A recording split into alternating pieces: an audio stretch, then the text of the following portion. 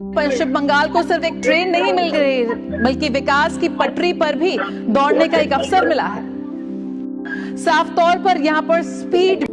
দুপুর 12টা বেজে 45 মিনিটে বায়ুসেনার বিশেষ হেলিকপ্টারে করে মালদহের লক্ষণ সেন স্টেডিয়ামে নামলেন প্রধানমন্ত্রী।